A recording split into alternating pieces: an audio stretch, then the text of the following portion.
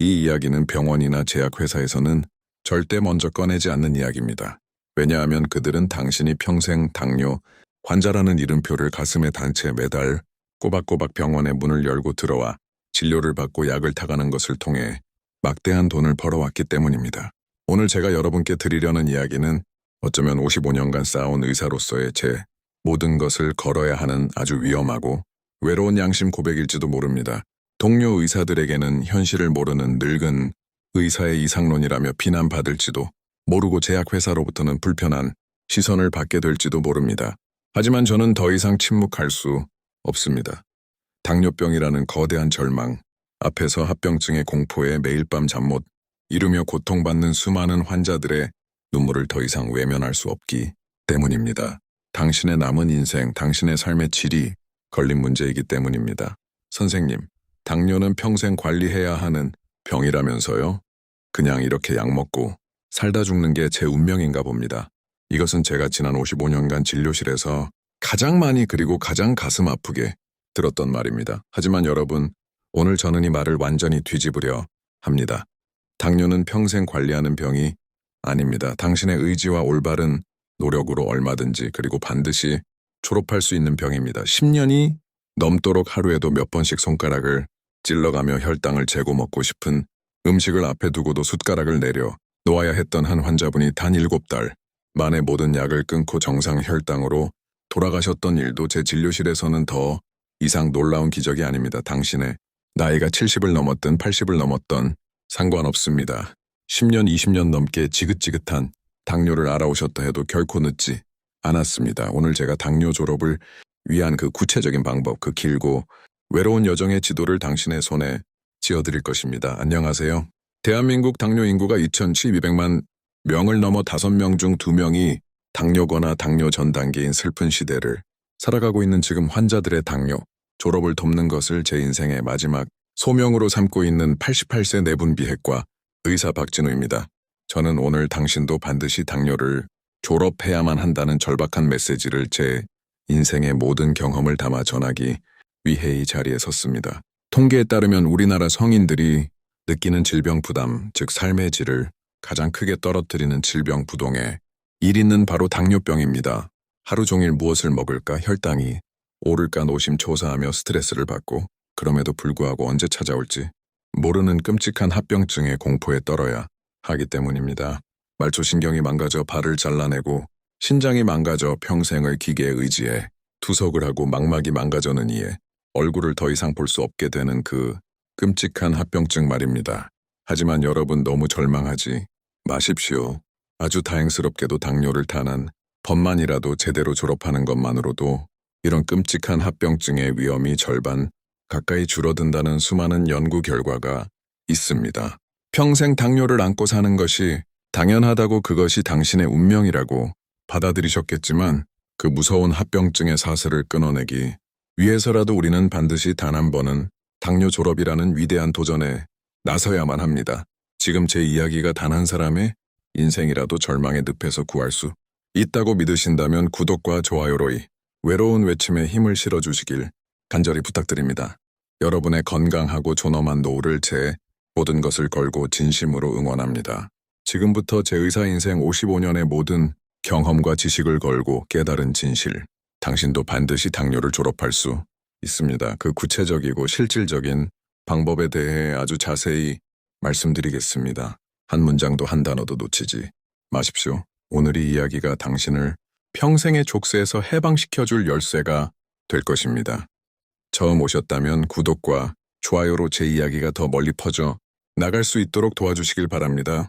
첫 번째로 당신이 알아야 할 진실은 당신이 지난 몇 년간 병원에서 성적표처럼 받아들고 안도하거나 절망했던 그 당화 혈색소 수치가 당신 몸의 절반의 진실만을 말해주고 있다는 충격적인 사실입니다. 대부분의 환자분들은 이 당화 혈색소 수치 하나에 모든 것을 겁니다.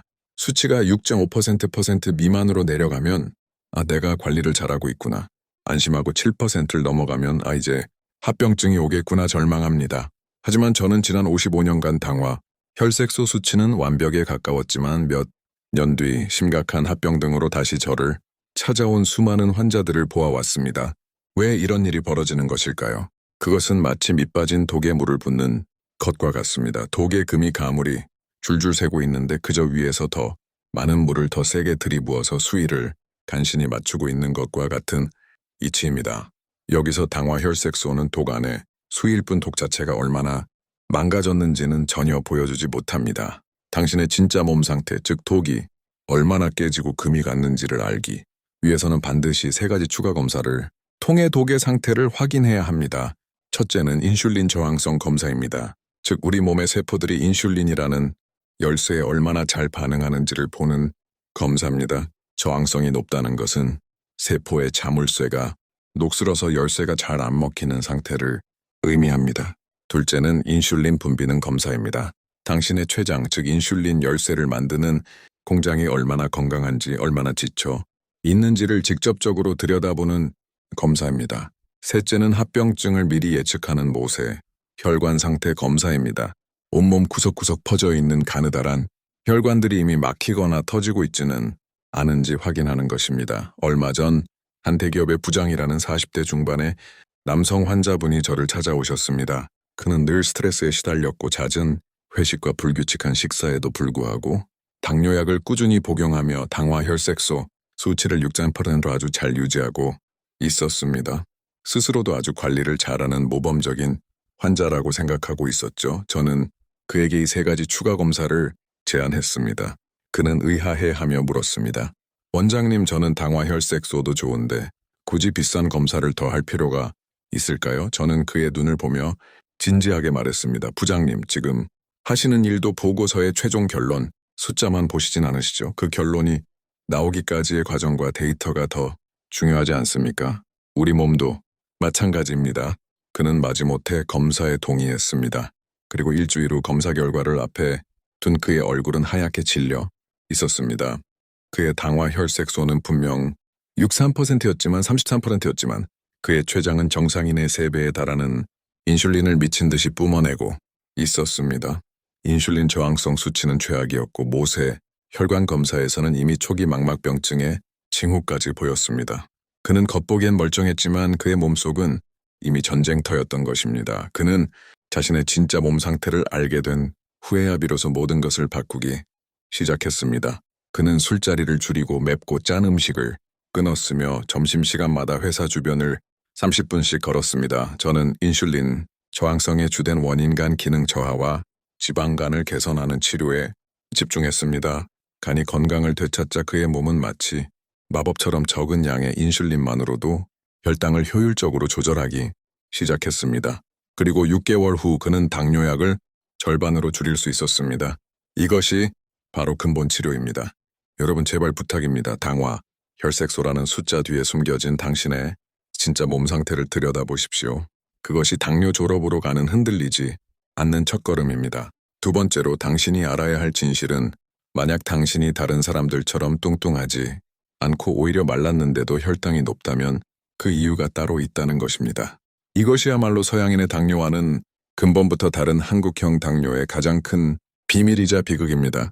대부분의 사람들은 당뇨라고 하면 기름진 음식을 많이 먹고 운동은 하지 않는 배가 나온 비만한 몸을 떠올립니다. 실제로 서양의 당뇨 환자들은 대부분이 이 경우에 해당하며 체중을 감량하는 것이 가장 중요한 치료법입니다. 하지만 우리나라 당뇨 환자들의 절반은 전혀 비만하지 않거나 오히려 저체중인 마른 당뇨 환자들입니다. 이런 분들에게 서양의 치료법처럼 살을 빼면 혈당이 좋아집니다라고 말하는 것은 불난집에 기름을 붓는 것과 같은 아주 위험하고 무지한 처방입니다.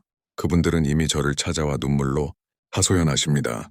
원장님, 저는 남들이 부러워하는 말은 체질인데 왜 혈당이 이 모양인지 모르겠습니다. 밥 한 숟가락만 더 먹어도 혈당이 춤을 추니 먹는 것이 두려운데 그렇다고 굶자니 여기서 살이 더 빠지면 정말 쓰러질 것 같아 이러지도 저러지도 못하겠습니다.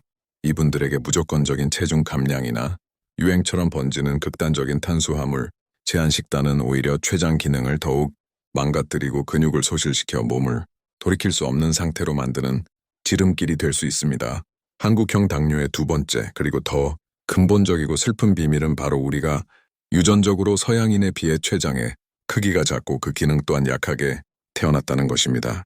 한 아주 유명한 연구 결과에 따르면 모든 신체 조건이 동일한 한국인과 서양인을 비교했을 때 한국인의 췌장 크기는 평균적으로 12%나 더 작았고 인슐린을 분비하는 능력은 무려 36.5%나 떨어졌습니다.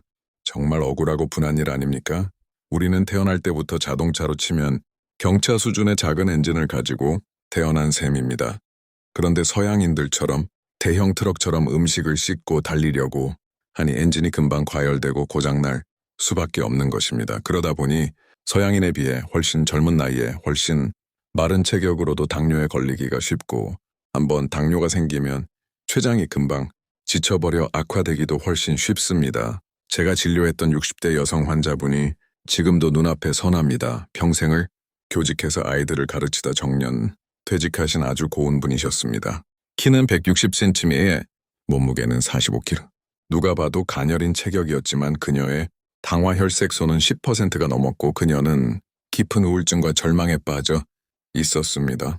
젊은 시절부터 늘 소화가 안 되고 손발이 차가웠던 자신의 체질을 원망하며 그녀는 음식을 더 이상 즐거움이 아닌 혈당을 올리는 적으로 여기고 있었습니다. 저는 그녀에게 체중 감량이 아닌 오히려 췌장 기능 회복과 건강하게 체중을 늘리는 것에 치료에 초점을 맞췄습니다.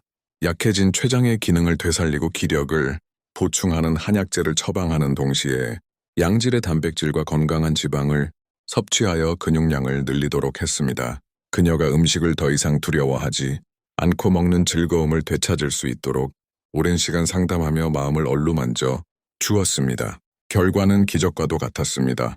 그녀는 석 달 만에 오히려 체중이 5kg 늘어보기 좋게 살이 올랐고 혈당은 거짓말처럼 안정되어 정상으로 돌아왔습니다. 마지막 진료를 마치고 나가시던 날 그녀는 제게 수줍게 웃으며 말했습니다.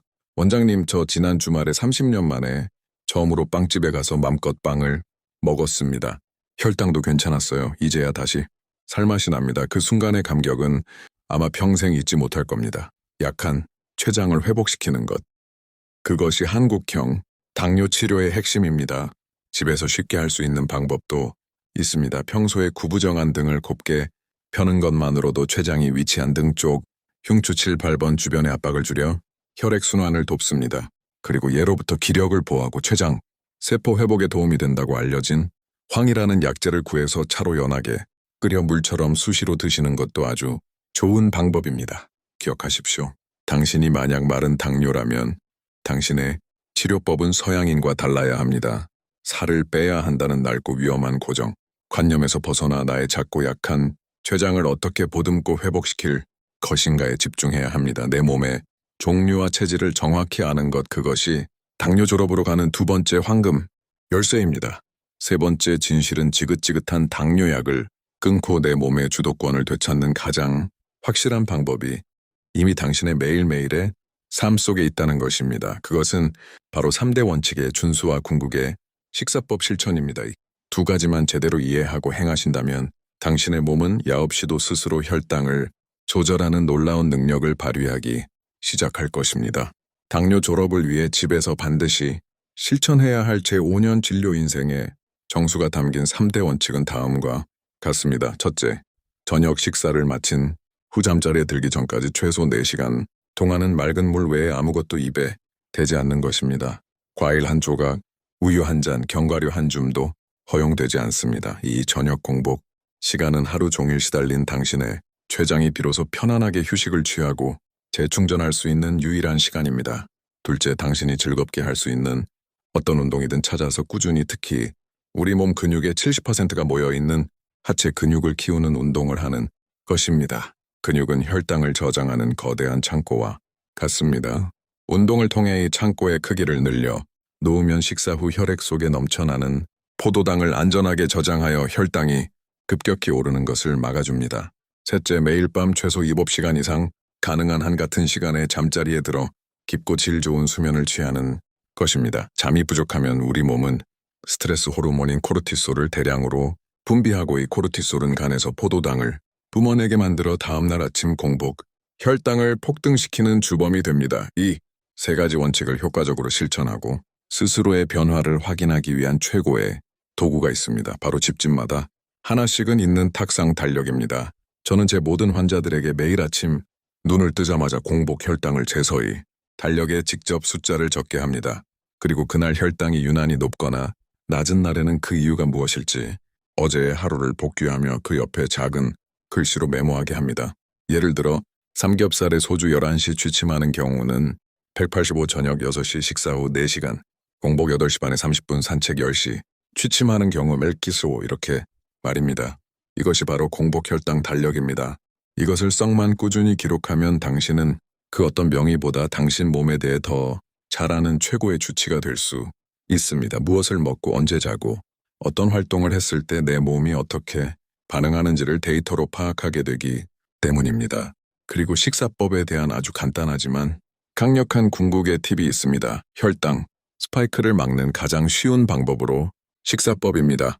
식사를 할 때 밥이나 면 같은 탄수화물부터 드시지 마십시오.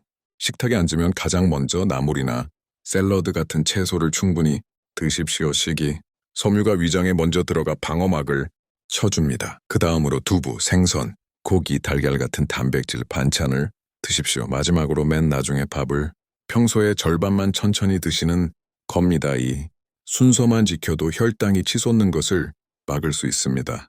운동 역시 어렵고 고통스러울 필요가 없습니다. 무릎이 안 좋으시다면 벽에 등을 편안하게 기대고 의자에 앉는 것처럼 내려갔다. 올라오는 벽 스쿼트나 실제 의자를 뒤에 놓고 앉았다. 일어나는 동작을 반복하는 의자 스쿼트로 하체 근육을 안전하고 효과적으로 키울 수 있습니다. 중요한 것은 당뇨에 좋다는 특별한 음식을 챙겨 먹는 것보다 내 몸에 나쁜 음식, 즉 설탕, 밀가루, 흰쌀밥 같은 정제 탄수화물과 온갖 첨가물이 들어간 가공식품을 먹지 않는 것이 혈당 관리에 1000배는 더 중요하다는 사실을 기억하는 것입니다. 라면 한 그릇, 과자 한 봉지 안 먹는 것이 당뇨에 좋다는 카피산 영양제를 평생 먹는 것보다 훨씬 더 낫습니다. 3대 원칙과 거꾸로 식사법이네 가지만 오늘부터 꾸준히 실천해 보십시오. 당신의 몸은 약이라는 외부의 도움 없이도 스스로 혈당을 조절하는 내재된 힘을 서서히 그리고 분명히 보여줄